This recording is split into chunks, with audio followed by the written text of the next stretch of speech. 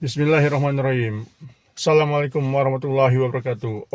Salam sepak bola untuk penggemar sepak bola, khususnya sepak bola dalam negeri. Kembali lagi di channel Bin Daniel. Kali ini kita akan mereview hasil-hasil pertandingan di pekan ke-20 BRI Super League. Terutama sang juara bertahan King Persib yang pada pekan ini masih tetap bisa mempertahankan posisinya di posisi puncak klasemen, di mana pada pekan ke-20 Persib berhasil membalas dendam kekalahan melawan Malut United di putaran pertama. Kali ini Persib berhasil mengalahkan barisan para sang mantan, yaitu Malut United dengan skor yang sama, 2-0. Kita akan bahas sedikit untuk pertandingan Persib dan Malut. Pada pertandingan ini Persib agak diuntungkan karena Malut United datang ke Bandung tanpa Sayuri bersaudara, di mana sedang cedera dan sakit. Jadi Persib agak diuntungkan ya, karena pada putaran pertama Sayuri bersaudara cukup merepotkan. Namun terlihat jelas pada pertandingan ini Malut United tidak banyak menciptakan peluang karena kekurangan amunisi, mungkin karena Sayuri bersaudara sangat berpengaruh ketidakhadirannya. Persib Bandung pada pertandingan ini menurunkan formasi seperti biasa, 4-2-3-1, sama seperti melawan Persis Solo dan PSBS Biak, di mana Teja Pakualam masih dipercaya di posisi penjaga gawang. Lalu di 4 backnya yang mungkin ada perubahan, terlihat Bojan bermain aman dengan menurunkan 4 pemain belakang yang punya naluri bertahan yang cukup baik. Putros di kanan, biasanya Kakang di situ, tapi kali ini Putros. Lalu duet di tengah masih Matrikardi dan Julius Caesar. Lalu di kiri itu Federico Barba. 2 di tengah Tom Haya dan Eliano Renders. Lalu 3 di tengah itu ada Beckham, ada Malis dan Robi Darwis. Robi Darwis ini yang biasanya tidak diturunkan, kali ini diturunkan di 3 di tengah di belakang striker. Ini juga bukan posisi idealnya untuk Robi Darwis, tapi Bojan melakukan eksperimen dengan menurunkan Robi Darwis karena ini aturan regulasi 23 ya, jadi harus diturunkan satu pemain under 23 minimal 45 menit. Kali ini Bojan menurunkan Robi Darwis, biasanya Kakang di belakang. Lalu di depan William Barros masih dipercaya, walaupun di 2 pertandingan atau di beberapa pertandingan terakhir belum mencetak gol. Untuk Barros ketika dia menjadi posisi striker tunggal, tapi tetap dipercaya. Untuk Malut United 4-3-3, Alan di belakang, 4 di belakang itu ada Igno Sensio, Nilson Gustavo dan Safruddin Tahar. Lalu 3 tengah Suhada, Lestusen dan Angulo. Dan depan Siro, DDS dan Taufik Rustam. Pada pertandingan ini Persib bermain cukup solid, beda di pertandingan ketika melawan Persis dan PSBS Biak. Kali ini Persib sangat solid di babak utama, walaupun tidak banyak peluang diciptakan, tapi kesolidan permainan Persib terlihat. Minimnya serangan berbahaya dari Malut United ya, semua serangan hampir bisa diredam. Tidak ada shoot on goal juga dari Malut United, tapi Persib bisa mengendalikan permainan. Walaupun Persib juga tidak menciptakan banyak peluang.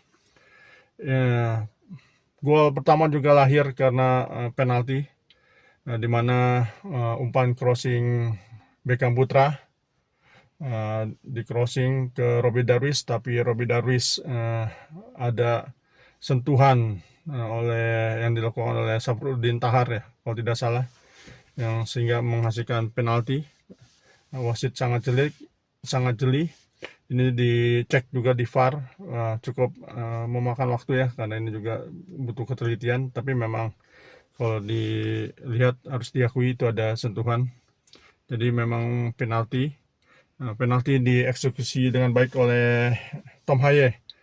Ini mungkin jadi solusi bagi Persib ya, karena biasanya Persib banyak gagalnya ketika mendapat penalti. Tapi kali ini Tom Haye berhasil mencetak gol. Ini juga gol pertama Tom Haye di Persib. 1-0 Persib unggul di babak pertama. Cukup solid ya penampilan Persib di babak pertama. Di babak kedua permainan Persib agak kendur ya. Malut United berani keluar. Itu juga ketika Tyron dimasukkan oleh di Malut United, itu menghidupkan serangan dari Malut ya. Freds juga masuk menggantikan Suhada. Tyron menggantikan Tahar. Itu cukup hidup ya serangan Malut, tapi tetap saja tidak ada shoot on goal yang mengarah ke gawang Persib. Cukup menarik pertandingan di babak kedua karena Malut juga bisa keluar dari tekanan Persib, tapi kokohnya barisan pertahanan Persib bisa meredam Siro, DDS dan Rustam. Ini cukup harus kita kasih kredit untuk lini belakang Persib. Mungkin peluang berbahaya itu sundulan Gustavo Franca, tapi sepertinya Gustavo Franca peluangnya dinilai offset ya. Jadi kalau di hasil pertandingan itu tidak ada shoot on goal yang mengarah ke Persib. Tapi kalau itulah shoot on goal satu-satunya ke gawang Persib, itu heading dari Gustavo Franca yang bisa diantisipasi oleh Teja. Ada juga peluang dari Freds Butuan.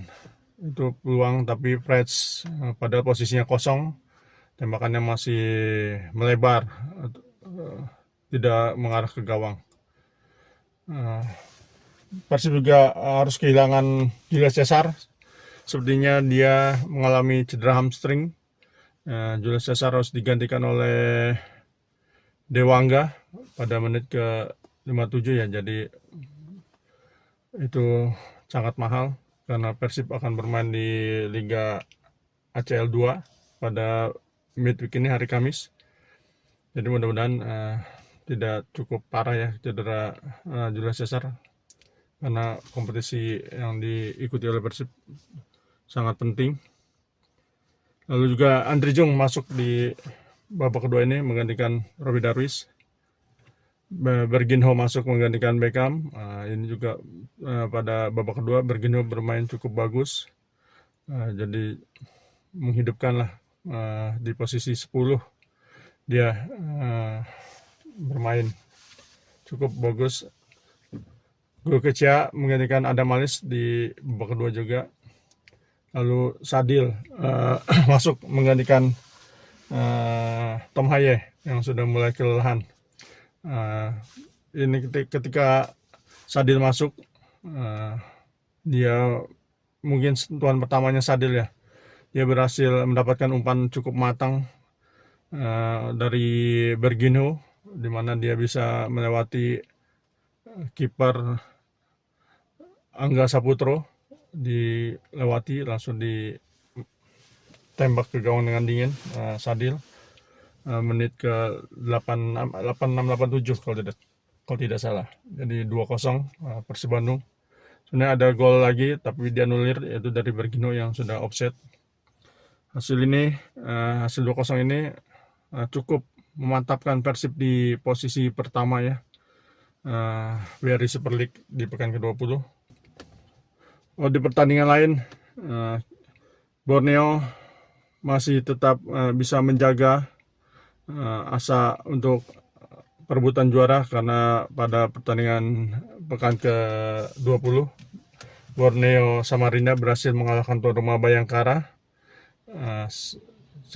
Ini juga pertandingan cukup menarik karena di mana Borneo tertinggal lebih dulu pada babak pertama dari Bayangkara melalui embarga, tapi berhasil dibalikan di babak kedua oleh Borneo ya.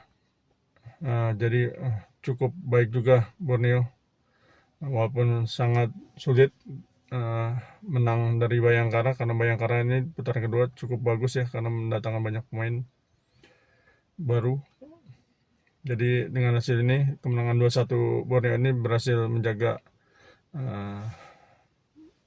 jarak dari Persib Bandung masih tetap 1 poin.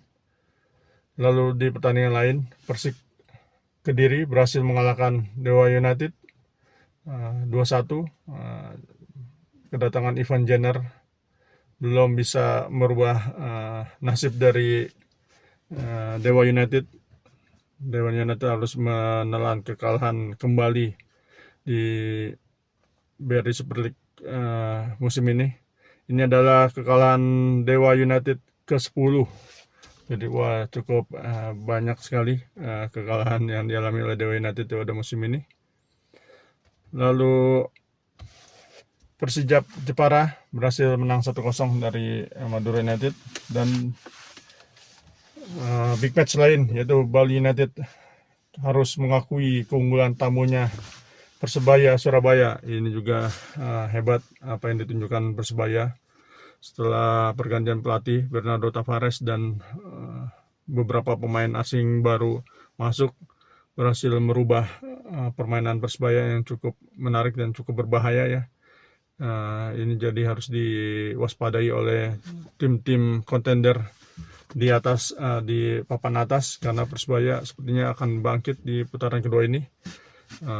Karena tidak mudah bermain di Bali, apalagi bisa memetik kemenangan yang cukup meyakinkan 1-3. Persebaya berhasil menaklukkan Bali United. Lalu Semen Padang menang 1-0 lawan Persita di menit-menit terakhir. Lalu PSBS Biak harus mengakui keunggulan PSM Makassar 1-2. Dan kejutan terjadi di pertandingan terakhir pekan ke-20, di mana Persija Jakarta harus mengakui tamunya Arema Malang. Ini cukup mengejutkan karena kita tahu Persija apabila bermain di GBK atau JIS itu sangat sulit karena dukungan Jackmania yang cukup banyak itu. Tapi kali ini Persija Jakarta harus takluk dari Arema Malang dengan skor yang cukup meyakinkan 0-2, di mana gol dari Gabriel Silva ya kalau tidak salah, Gabi, dua-duanya itu di akhir-akhir babak kedua di menit 82 dan 90 plus. Ini juga cukup mengagetkan ya, karena banyak pengamat menjagokan Persija pada pertandingan ini, apalagi kita tahu Persija cukup menarik permainannya di musim ini, tapi tidak diperlihatkan pada pertandingan melawan Arema. Cukup kesulitan karena absennya Alano sangat mempengaruhi Persija, atau sudah terbaca permainan Persija oleh tim-tim peserta lain. Tapi kehilangan Alano karena akumulasi kartu sangat mempengaruhi permainan Persija, seperti monoton dan gampang terbaca permainannya. Ada gol yang dianulir juga, yaitu gol Gustavo, di mana ada pemain Maxwell ya, kalau tidak salah, yang terjebak offset, jadi dianulir gol dari Gustavo. Dan Gabriel Silva berhasil memanfaatkan kelengahan lini belakang dari Persija, terutama gol pertamanya itu dia bisa meliuk-liuk di pertahanan Persija, dan gol kedua juga kesalahan Rizky Ridho ya, gagal antisipasi duel udara, lalu bola jatuh ke Gabriel Silva, dia bisa mengecoh kiper 2-0. Ini cukup mengejutkan, tapi ini juga berarti melawan tim mantan juga nih, karena banyak pemain Arema yang berasal dari Persija. Jadi Persija kalah dari sang mantan, sementara Persib Bandung berhasil mengalahkan para mantan. Oke, dengan hasil ini Persib Bandung masih memimpin klasemen dengan poin 47, lalu diikuti oleh Borneo 46. Lalu Persija sedikit menjauh sekarang dengan poin 41, jadi beda 5 poin dengan Borneo, dan 47 dengan Persib Bandung 6 poin. Mungkin akan mengurangi peluang juara Persija ya, karena tinggal 14 pertandingan lagi. Jadi nasib Persija itu tergantung hasil dari Persib dan Borneo. sangat riskan ya, karena ambisi Persija untuk juara musim ini tidak main-main. Dia bisa mendatangkan banyak pemain bintang kemarin, banyak pemain di putaran kedua yang didatangkan oleh Persija, bukan kaleng-kaleng, tapi tidak banyak yang diturunkan ya oleh Maurizio Sosa pada pertandingan Arema. Juga itu juga banyak kritikan dari para Jackmania. Kenapa pemain barunya tidak diturunkan, hanya menjadi hiasan di bangku cadangan. Lalu Malut United juga mungkin sudah sulit untuk menjadi kontender juara di musim ini setelah kekalahan dari Persib Bandung. Seperti yang saya bilang, apabila Malut United kalah, mungkin bisa kita coret Malut United dari peluangnya untuk jadi juara di musim ini. Jadi mungkin Persija apabila kalah lagi juga akan kita coret. Ini juga sinyal bahaya buat Persija apabila tidak ada perubahan, karena persaingan cukup ketat. Apabila slip sedikit, udah terlempar dari perburuan, karena Persib dan Borneo ini terus konsisten ya. Oke, pada pada pertengahan minggu ini Persib Bandung akan melawan Rancaburi di ACL 2. Jadi nanti kita akan buat konten lagi hasil dari Persib di ACL 2. Oke, terima kasih. Apabila ada kritik dan saran, mohon masukannya agar channel ini berkembang. Transfer juga tidak ada yang besar lagi. Paling Persis Solo banyak mendatangkan pemain ya, jadi Persis Solo menolak degradasi sepertinya. Jadi sangat seru nih. Semua tim akan berjuang habis-habisan di putaran kedua, karena hanya PSBS Biak mungkin dia banyak perubahan di putaran kedua ini. Hampir semua tim melakukan perubahan jor-joran untuk menaikkan performanya di putaran kedua untuk merebut juara dan lolos degradasi. Oke, terima kasih. Assalamualaikum warahmatullahi wabarakatuh. Oleh